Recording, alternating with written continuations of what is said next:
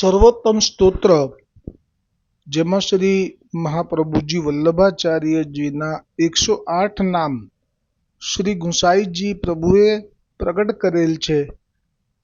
તે સર્વોત્તમ સ્તોત્રનો જે તે વૈષ્ણવ પાઠ કરશે તો તેમને પુષ્ટિ માર્ગ પુષ્ટિ ભક્તિમાં આડે આવતા જે કંઈ પણ પ્રતિબંધો હશે તેનો નાશ કરશે અને શ્રી કૃષ્ણ અદ્રામૃત નિસંશય નિશ્ચય પ્રાપ્ત કરશે.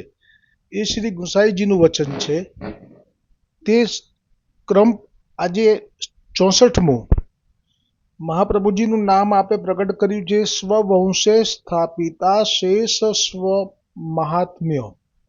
શ્રી ગોકુલનાથજી વ્રજ ભાષામાં એનો અર્થ પ્રગટ કરતા કહે છે, યા કો અર્થ अब कहत है जो श्री महाप्रभुजी वल्लभाचार्य जी आप कैसे हैं जो अपनो सर्व महात्म्य सर्व धर्म श्री गुंसाई जी के विषय राखे हैं स्थापित किए हैं ताते जैसे श्री महाप्रभु जी वल्लभाचार्य जी आप है तैसे ही श्री गुंसाई जी है.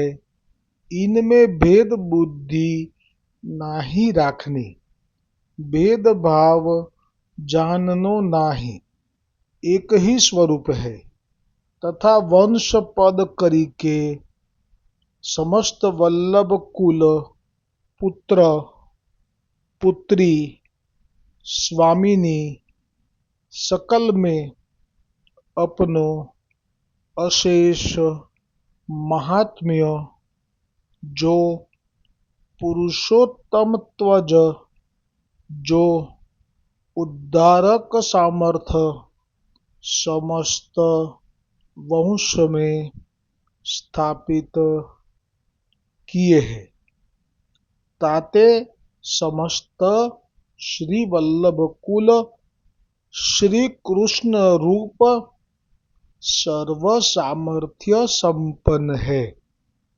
कोई में न्यूनाधिक नहीं है. सर्ववंश समान है. अरुशेष महात्म्य जो श्री स्वामिनी रस भावात्मक सो तो श्री गुंसाई जी में ही स्थापित किए हैं. ऐसे जो श्रीनाथ जी श्री नवनीत प्रिया जी गादी बिराजे. श्री महाप्रभु जी वल्लभाचार्य जी की गादी पर जो बालक बिराजे तिनमें शेष महात्म्य सदा स्थित है ताते श्री महाप्रभु जी वल्लभाचार्य जी के समान श्री गुंसाई जी ही है. कछु भेद नहीं है. હવે तहाँ कोई पूर्व पक्ष करे जो पिता के समान पुत्र में सर्वधर्म स्थित है यह तो बड़ो ही आश्चर्य है. यह शंका दूर करीबे के लिए अब महाप्रभु जी वल्लभाचार्य जी को नाम श्री गुंसाई जी कहते हैं स्मयापह. એટલે આ જે છે આજનું જે નામ એનો જે ગોકુલનાથજીએ વ્રજ ભાષામાં વર્ણન કર્યું એને સમજીએ અને છેલ્લા સ્મયાપહ નામ જે આવશે એમાં જ વલ્લભ કુલમાં જે પ્રાગટ્ય થાય છે એ કોનું પ્રાગટ્ય થાય છે એમનું પ્રાગટ્ય કોનામાંથી થયેલું છે જે વારંવાર આ વર્ણન મેં સ્મયાપહનો આધાર લઈને કરેલું છે એ તે નામમાં આવતીકાલે આવશે કે વલ્લભ કુલને વલ્લભ આપણે માનીને ચાલીએ છીએ એની પાછળનું મુખ્ય કારણ એ આ અંશ છે પણ એ વલ્લભ નથી. વલ્લભનો અંશ આપનામાં છે. તો પછી આપ કોણ છો? તો આપ એ લલિતા વિશાખાથી પ્રગટ થયેલા જે છે યુગલ સ્વરૂપની સેવા માટે સાનુકૂલ એ જે યુથ છે એમાંથી વલ્લભકુલ બાળકો પ્રગટે છે. એ આવતીકાલે આવશે સ્મયાપહ, પણ અત્યારે જે આવ્યું નામ સ્વવંશ સ્થાપિતે સ્વ મહાત્મ્ય, એ નામનો જે ભાવ છે એ गोकुलनाथ જે કહે છે તે या को अर्थ कहते हैं महाप्रभु जी आप कैसे है जो अपनो सर्व महात्म्य सर्व धर्म श्री गुसाईजी વિશે રાખે. એટલે કે શરૂઆતમાં ગોકુલનાથજીએ જે સ્પષ્ટતા કરી, આપ પોતે પણ સાક્ષાત વલ્લભ છે, આપ પણ ઈશ્વર છે, પણ આ મર્યાદા બતાવે છે આપ કે હું પોતે પણ વલ્લભ છું, હું પોતે મને ગુસાઈજીએ વલ્લભ જ નામ પાડ્યું, મારા ઘરમાં મને વલ્લભ કહીને બોલાવતા, અને મેં જ મારું સામર્થ્ય પ્રકટ કર્યું. પેલો વૈષ્ણવ રડતો આવ્યો ગુસાઈજીની લીલા થયા પછી, અને મેં પોતે ગુસાઈજીનું રૂપ ધરી દર્શન આપ્યા. આ બધું એક ઠેકાણે, પણ જે અહીંયા આપના ગોકુલનાથજીના ટીકામાં જે આપે કહ્યું એ જ શિરમોર છે. અને એ છે કે મહાપ્રભુજી વલ્લભાચાર્યજી એમણે આપણું જે કંઈ પણ મહાત્મ્ય અને સર્વધર્મ જે છે એ આપે શ્રી ગુસાઈજીમાં પધરાવેલું છે. પછી એક ગોકુલનાથજી કહે છે કે મારામાંય નથી, કેમ કે મહાપ્રભુજીના આજ્ઞા પ્રમાણે, મહાપ્રભુજીની ઈચ્છા પ્રમાણે થયું છે. એટલે જ 41 પત્રોમાં મહાપ્રભુજી અને ગુસાઈજી બસ આપના જ મુખ્ય વચનોને માન્ય કરવામાં આવ્યા છે, આપની જ વિજ્ઞપ્તિઓને સ્વીકારવામાં આવી છે, એ પછી કોઈની પણ નહીં. એટલે કે ગિરધરજીની, ગોવિંદરાયજીની, બાલકૃષ્ણજીની, ગોકુલનાથજીની, યદુનાથજીની, રઘુનાથજીની, ઘનશ્યામજીની, કોઈની પણ વિજ્ઞપ્તિ, કોઈનો પણ વચનામૃતનો આધાર પુષ્ટિ માર્ગમાં લેવામાં આવ્યો નથી. એનું કારણ આજે પ્રગટ થયું કે મહાપ્રભુજીએ આપે જે મુખ્ય પુષ્ટિ માર્ગીય સર્વ મહાત્મ્ય અને સર્વ ધર્મ જે છે એ ગુસાઈજીમાં આપે જ રાખ્યો છે, સ્થાપિત જ કર્યો છે. અને એટલે જ તો હરિરાયજી આપ જ્યારે પેલી સાખીમાં આવશે કે છોટો શ્રી વલ્લભ કલ્પ દ્રુમ ફલ્યો ફલ લાગ્યો વિઠ્ઠલેશ, શાખા સબ બાલક ભય તાકો પાર ન પાવત શેષ. એટલે કલ્પદ્રુમ એ કલ્પદ્રુમ જ છે, ફલ એ ફલ જ છે, અને શાખા એ શાખા જ છે.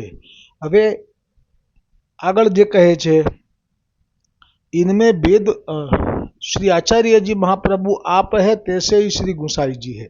હવે આ જે મહાપ્રભુજી અને ગુસાઈજી એમાં ભેદ બુદ્ધિ નહીં રાખવી એમ કહે છે. મહાપ્રભુજી અને ગુસાઈજી વચ્ચે ભેદ બુદ્ધિ ન રાખવી એ આજ્ઞા ગોકુલનાથજી કરે છે. કેમ તો એનો એક પ્રસંગ પણ છે, જેમાં શ્રીકુંડ પાસે કોઈ વૈષ્ણવ મહાપ્રભુજીના દર્શન થશે. મહાપ્રભુજી તો લીલા કરી ગયેલા છે, ઘણા વર્ષો થઈ ગયેલા છે, પણ એને શ્રદ્ધા હતી કે આપની બેઠક જે શ્રીકુંડ છે હું ત્યાં સતત આપનું સ્મરણ કરીશ તો મને આપ દર્શન આપશો. તો એ વૈષ્ણવ ત્યાં આવે છે, નામ ભૂલી ગયો છું, છે મારી પાસે, હું જોઈ લઉં એક જ મિનિટ. હા, એ મધુસૂદન દાસ શ્રી મહાપ્રભુજીના સેવક હતા. મહાપ્રભુજી તો લીલા કરી ગયેલા છે, હવે પુષ્ટિ માર્ગ શ્રી ગુસાઈજી આપ વિસ્તાર કરી રહ્યા છે માર્ગનો. તે વખતે શ્રીકુંડ ઉપર આ મધુસૂદન દાસ રહેતા હતા અને શ્રી મહાપ્રભુજીની સેવા અને સર્વોત્તમજીના પાઠ કરતા હતા. આમ કરતા 1 મહિનાનો સમય પસાર થઈ ગયો. મહાપ્રભુજીની સેવા એટલે એવું સમજવું કે બેઠકજીની સેવા. એક વખત શ્રી ગુસાઈજી ત્યાં પધાર્યા શ્રીકુંડ ઉપર, 3 દિવસ રોકાયા, પાછા ગોકુલ પધાર્યા. મધુસૂદન દાસ નિત્ય નિયમ પ્રમાણે રહેતા. આમ 6 મહિના વીતી ગયા, પણ તેમને શ્રી મહાપ્રભુજીના દર્શનનો જે મનોરથ હતો તે પૂર્ણ ન થયો. ત્યારબાદ મધુસૂદન દાસના વિરહ તાપથી હવે શ્રી મહાપ્રભુજીએ આટલી કૃપા વિચારી અને અલૌકિક સ્વરૂપથી દર્શન આપ્યા, પરંતુ અપ્રસન્નતાથી દર્શન આપ્યા અને આજ્ઞા કરી કે શ્રી ગુસાઈજીએ અહીં પધારી તને દર્શન આપ્યા, પણ તે મારામાં અને શ્રી ગુસાઈજીમાં ભેદ બુદ્ધિ રાખી એ ઠીક ન કર્યું, અને એટલે જ તને મારા દર્શનમાં વિલંબ થયો છે. એટલે આ જે ભેદ બુદ્ધિ રાખી એવું વલ્લભે સ્વયં જે કહ્યું એ જ વાત અહીંયા શ્રી ગોકુલનાથજી આપ શ્રી મુખેથી સ્વયં કહે છે कि श्री महाप्रभु जी वल्लभाचार्य जी आप है, तैसे ही श्री गोसाई जी है, इनमें भेद बुद्धि राखनी नहीं, भेदभाव जाननो नहीं।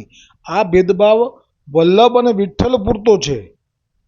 આ ભેદભાવ વલ્લભ વિઠ્ઠલ સિવાય વલ્લભ કુલ બાળકો અને વલ્લભ વચ્ચેનો જે ભેદભાવ છે એ તો યથાવત જ રાખજો। જો તમે વલ્લભ કુલ બાળકોને પણ વલ્લભ સમાન માનવા લાગશો કે વિઠ્ઠલ સમાન માનવા લાગશો તો એવી આજ્ઞા કોઈ જગ્યાએ થઈ નથી। એટલા માટે થઈને આ જે ગોકુલનાથજીએ સ્પષ્ટતા કરી કે આ જે વલ્લભ છે ગુસાઈજી છે એ બંનેમાં ભેદ બુદ્ધિ ન રાખવી। તથા વંશપદ હવે જે મહિમા છે એ આ આચાર્ય આપના બાળકોમાં વહુજીનો બેટીજીનો મહિમા શ્રી ગોકુલનાથજી પ્રગટ કરી રહ્યા છે ગુસાઈજીની પ્રેરણા કૃપાથી। તથા વંશપદ કરીકે સમસ્ત વલ્લભ કુલ પુત્ર पुत्री स्वामिनी सकल में अपनो अशेष महात्म्य जो पुरुषोत्तम त्वज जो उद्धारक सामर्थ्य आ तो बहु मोटी बात करी है समस्त वंश में स्थापित किए है। એટલે ગોકુલનાથજીનું વચન ક્યારે પણ મિથ્યા ના હોય। એટલે ક્યારે પણ વલ્લભ કુલમાં જે આપના વહુજી છે જેને વહુજી મહારાજ એવી રીતે શબ્દ આવે છે ઉલ્લેખ જ્યારે નાગજી ભટ્ટ જાય છે મનોરથ કરવા ત્યારે એને ઘણી વખત આવ્યો છે। અને જે આપના વલ્લભકુલ બાળકોમાં જે આપની પુત્રી જન્મે છે એને બેટીજી એવી રીતે સંબોધન કરવામાં આવે છે।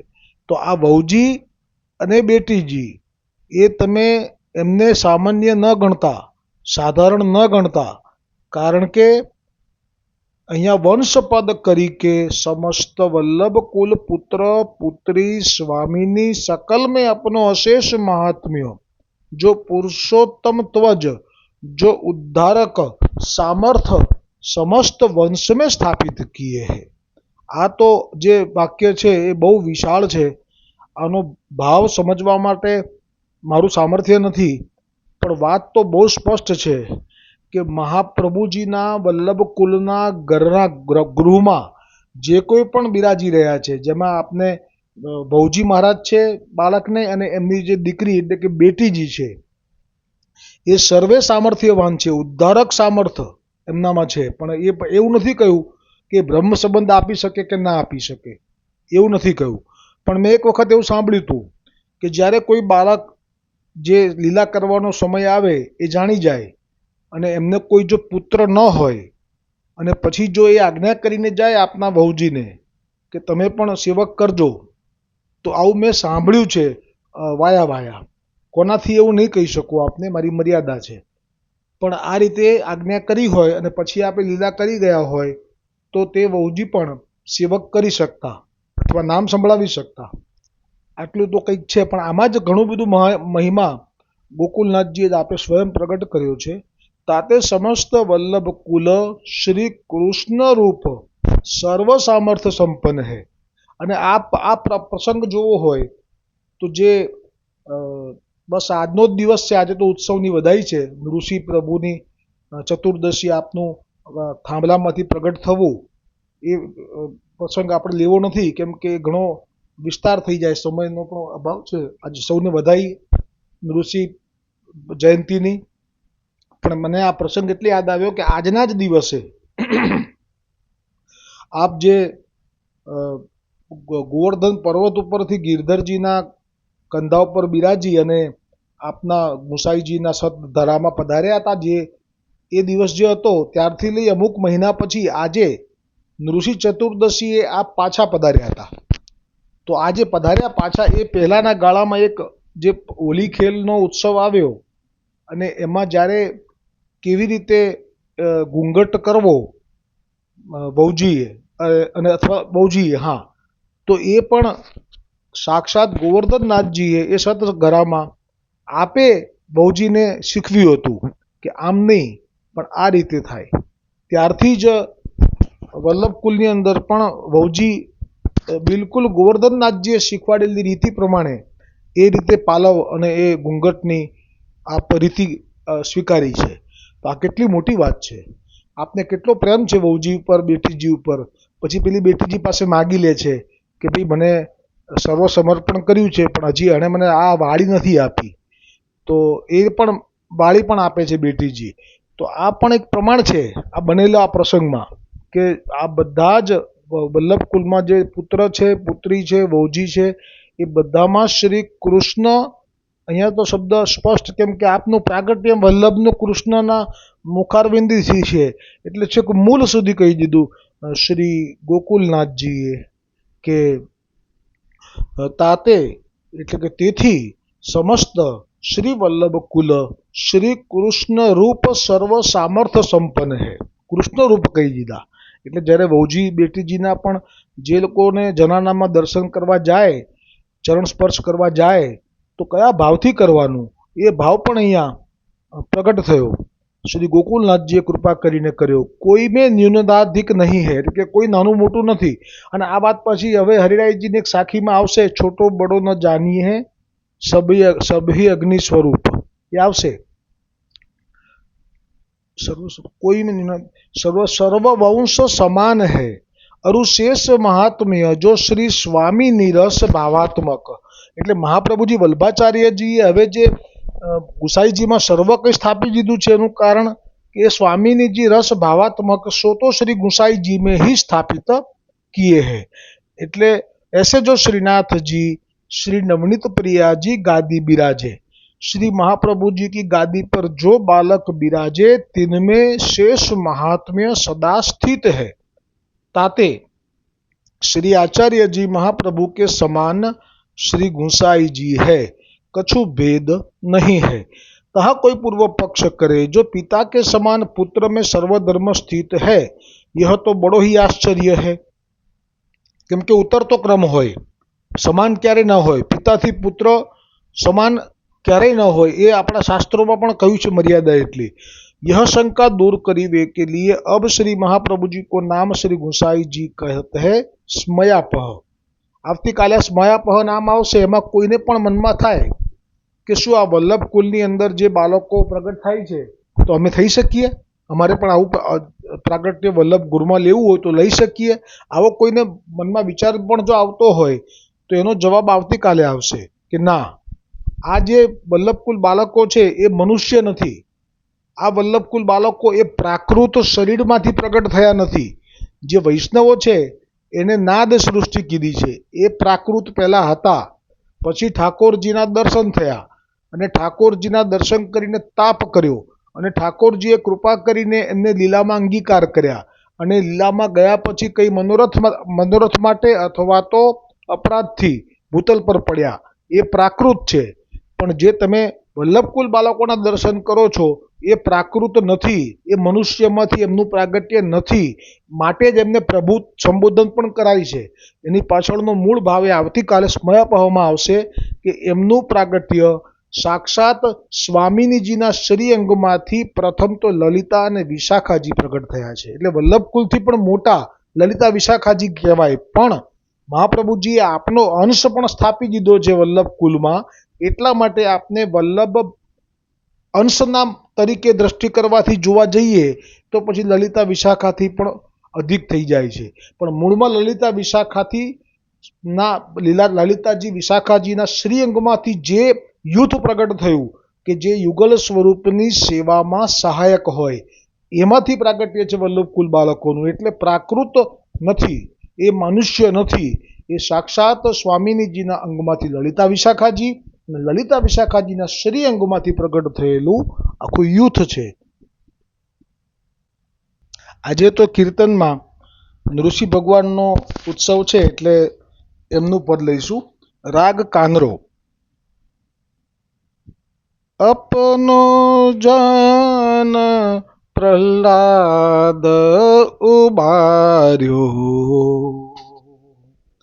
અપનો જાન પ્રહલાદ ઉબાર્યો, પ્રકટે ખંભ ફારી કે નર હરી, પ્રકટે ખંભા ફારી કે નરહરી હિરણ્યકશિપુલે નખમાં વિદાર્યો લક્ષ્મી હરી જુકે નિકટ ન આવત યહ સ્વરૂપ પ્રભુ કબહુ ન ધાર્યો પરમાનંદ દાસ કો ઠાકુર પરમાનંદ દાસ કો ઠાકુર ભક્ત વચન પ્રતિપાર્યો અપનો જન પ્રહલાદ ઉબાર્યો અપનો જન અપનો જન અપનો જન પ્રહલાદ ઉબાર્યો।